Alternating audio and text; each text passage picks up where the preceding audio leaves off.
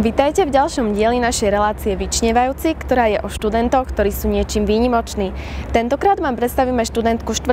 ročníka TUKE, Fakulty elektrotechnika a informatiky, odboru hospodárska informatika, Nikolu Krčovú, ktorá sa profesionálne venuje fitnessu.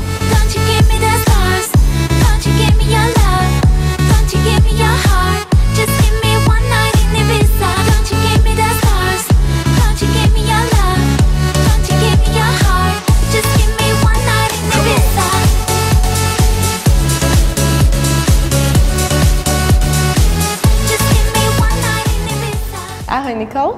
Čauko, vítajte vo fitku. Tak Nikol, povedz nám, teda, ako si sa k tomu fitnessu dostala? Takže už asi 3 roky som si cvičila len tak vo fitku pre dobrú postavu, kondíciu a proste ma to bavilo. Chodila som do fitka každý deň. Samozrejme, necvičila som všetky partie, hlavne brucho, nohy, zadok. A potom neskôr v podstate ma oslovil kamarát, či by som nechcela robiť fitness.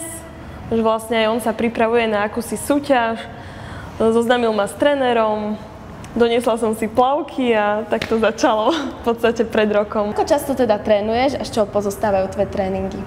Takže moje tréningy závisia aj od toho, v ktorej fáze prípravy som.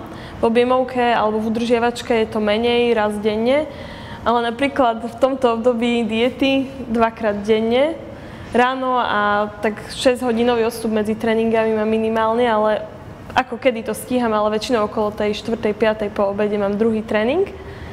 Medzi tým som väčšinou v škole alebo sa niečo učím, samozrejme treba aj pracovať, takže na oddych nie je veľmi čas. Aké krajiny si už precestovala vďaka fitness? Tak troška toho bolo viacej, hoci sa tomu venujem veľmi krátko.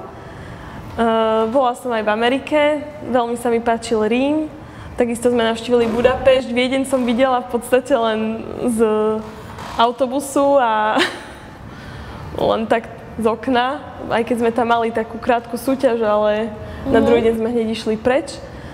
Ale také skôr okolité krajiny, ale hlavne v tej Amerike som sa zdržala 3 mesiace, takže super.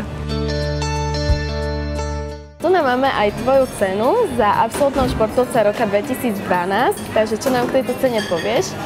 Takže je to také moje najúspešnejšie ocenenie, ktoré si veľmi cením. Získala som ho vlastne 19. januára 2013 na vyhlásení nášho zväzu SZFKFB v Banskej Bystrici. Dá sa zvládnuť fitness popri vysokej škole? Áno, dá sa, pokiaľ máte okolo seba takých ľudí, ktorí vás podporia a pomôžu vám. Takže mňa podporuje aj zväz, aj rodina a takisto aj moja škola. Umožnili mi individuálny študijný plán, takže je to úplne super a ideálne. Okrem toho škola ma podporuje aj po finančnej stránke, takisto rôzne mimoriadne štipendia a podobne. Ešte o tebe známe, že sa venuješ aj cheerleaderstvu, tak povedz nám niečo o tomto. Áno, stále sa venujem aj cheerleaderingu, ale už len okrajovo. Chodívame ešte stále tancovať na niektoré športové alebo kultúrne podujatia. A najbližšie sa chystáme na rugby, ktoré sa presunulo na jún pre zlé počasie. A ako si sa dostala k tomuto koničku?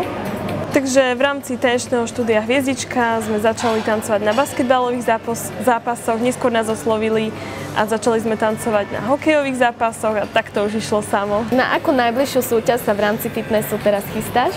Takže moja najbližšia súťaž je v podstate o mesiac.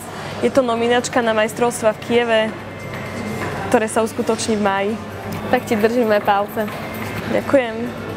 Veríme, že vás Nikol zaujala a niektorých možno aj inšpirovala. A už teraz sa môžete tešiť na ďalšieho vyčnievajúceho.